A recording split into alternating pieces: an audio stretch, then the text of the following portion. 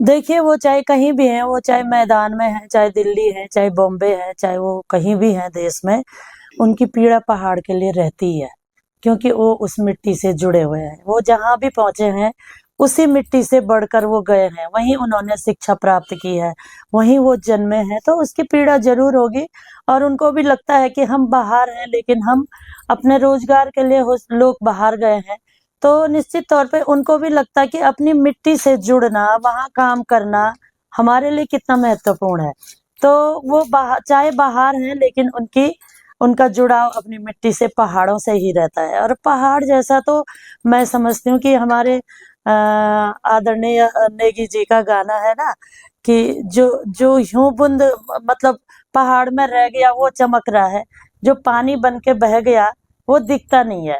तो वो पहाड़ तो इतने मतलब क्या उनका स्वाभिमान, उनके जैसे मैं समझ दृढ़ संकल्पित होकर जो वहाँ काम कर रहे हैं, वो बहुत बड़ा काम है पहाड़ में काम करना। जी।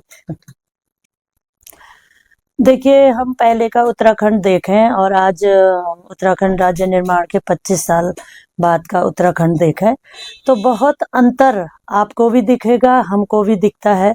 हम जब पहले थे उस समय लाइटें नहीं थी, बिल्कुल अगरबत्ती की तरह लाइट जलती थी जब हम यूपी में थे। हम उसके प्रत्यक्षदर्शी हैं। जब मैं 2002 में पहली बार विधायक बनी, तो मैं एक-एक हफ्ते तक गाँव में पैदल भ्रमण करती थी। और मैं देखती थी कि गांव में इंटर कॉलेज भी नहीं है, हाँ कई जगह हाई स्कूल नहीं थे, बहुत सारी दिक्कतें थी। लोग दूर दूर तक पैदल जाके अपना राशन ले जाना, मतलब बच्चे दूर दूर तक पैदल स्कूलों में जाना। तो एक महिला होने के नाते महिलाएं मुझे कहती थी कि मतलब गांव में लोगों की ये मांग रहती थी कि बेटी की अगर शादी हो तो जब तक वो इंटर पास भी नहीं है उसकी शादी कैसे होगी। तो इंटर कॉलेज चाहिए, हाई स्कूल चाहिए और यातायात चाहिए। सड़क है तो मतलब सुविधाएं सड़क से होती हैं। तो मैंने एक एक गांव में अपने 5 साल मैंने गांव में बिताए, 5 साल उसके भी आगे, जब तक सड़कें नहीं बनी। तो गांव में देखकर मुझे लगा कि सबसे पहले हमें यातायात, शिक्षा और स्वास्थ्य पे काम करना चाहिए। उसके बाद हमने उस पे काम करना शुरू किया।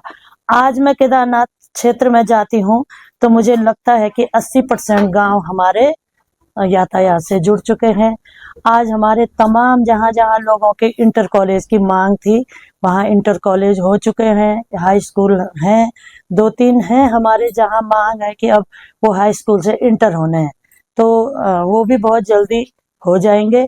उसके बाद जो स्वास्थ्य की दिक्कतें थी उसमें भी काफी सुधार हुआ है। हालांकि डॉक्टरों की कुछ जगह अभी भी कमी है, लेकिन स्वास्थ्य सेवाओं में भी काफी सुधार हुआ है।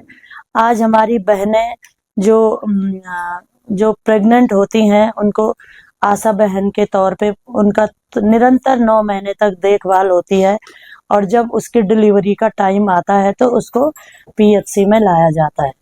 तो ऐसे मतलब ये सख्त निर्देश भी हैं कि डिलीवरी के लिए आपको पीएचसी आना ही होगा। तो इस तरह से 1-8% होंगे जो मतलब हो सकता गांव में ही होते हैं, लेकिन मतलब मैं तो काफी अंतर देखती हूँ। आज हमारे बच्चे अगर सरकारी सेवाओं में अधिकारी बन के काम कर रहे हैं, तो मैं अपने मुख्यमंत्री आदरणीय धामी जी का धन्यवाद करूंगी कि उन्होंने 30% क्षैतिज आरक्षण देकर हमारे बच्चों को, उत्तराखंड में बेटियों को, खास तौर पे बेटियों को इस प्रदेश में अधिकारी बन के राज्य की सेवा करने का अवसर दिया। आज तमाम स्कूलों में आप जाएंगे, हमारी बहनें टीचर बन के, प्रवक्ता बन के काम कर रही हैं, प्रिंसिपल बन के काम कर रही हैं। तमाम सेवाओं में अगर हम देखेंगे तो महिलाएं, कई बेटियां मुझे मिलती हैं कम कम उम्र की, 25-26 साल की, वो बीडीओ के रूप में काम कर रहे हैं, खंड विकास अधिकारी, नगर अधिकारी के रूप में काम कर रहे हैं, एसडीएम के रूप में काम कर रहे हैं। तो ये सुविधाएं हमें उत्तराखंड राज्य पाने के बाद ही मिली हैं। और अगर हम देखेंगे तो हो सकता बहुत सारी चीजें, जैसे मैंने कहा 20% गांव अभी हमारे रह गए हैं जो मोहल्ले हैं। और उस समय हमारे प्रधानमंत्री आदरणीय अटल बिहारी वाजपेयी जी ने जो प्रधानमंत्री ग्राम सड़क योजना का जो एक प्रोजेक्ट, बहुत बड़ा योजना उन्होंने दिया था, उसके अंतर्गत प्रथम चरण की 1000 वाली गांव की संख्या को जोड़ा, फिर 750 वाले गांव की संख्या को जोड़ा, फिर 500 वाली ग्रामीण संख्या को जोड़ा कि यहाँ सड़क जानी चाहिए। और अब जो चौथा चरण है 250 जनसंख्या वाले गांव को जोड़ने का, जो अभी सारे योजनाएं मेरे ही गांव, मेरे ही क्षेत्र में 50 सड़कों का मैंने उनको प्रस्ताव दे दिया। तो जो 250 जनसंख्या वाले गांव भी होंगे वो अब सड़क से जुड़ जाएंगे, और मुझे लगता है कि 100% हम मोटर रोड से जुड़ जाएंगे।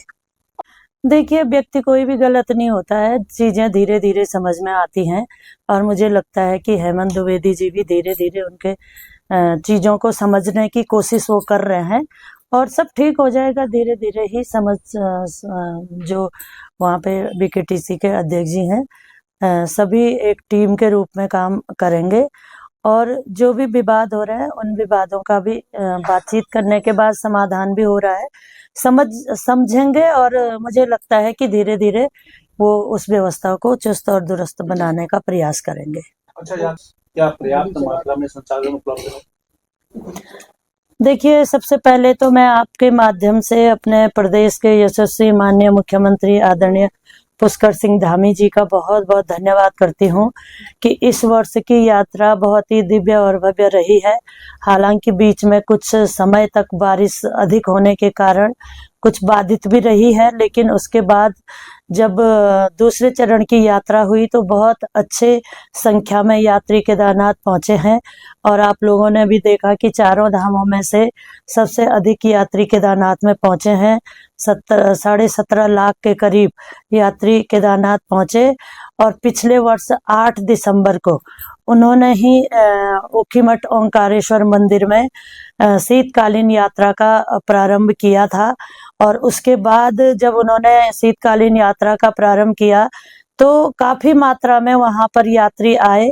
उन्होंने चोपता के भी दर्शन किए, जो हमारा पर्यटक स्थल है, देवरिया ताल भी गए हैं, और हमारा जो त्रियुगी नारायण है जहाँ पर लोग मतलब वेडिंग डेस्टिनेशन के लिए वहां पहुंचते हैं, तो काली मठ से लेकर हमारा कार्तिक स्वामी से लेकर तमाम जगह अगर हमने उन होम स्टे के जो मालिक हैं उनसे वार्ता हुई है तो उन्होंने भी कहा कि मतलब काफी मात्रा में शीतकाल में भी यहाँ पर यात्री आए हैं और लोगों के अंदर उत्साह रहा है।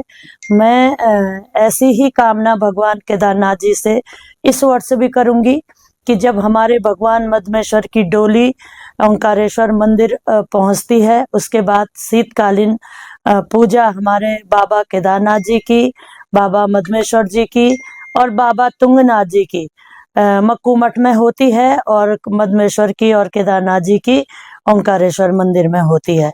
तो इसी तरह से इस वर्ष भी रहेगा, शीतकाल में भी लोग आएंगे और जो बाबा की अखंड जो पूजा होती है वो ओंकारेश्वर मंदिर में और मक्कू मठ में होगी और उसके दर्शन लोग कर पाएंगे।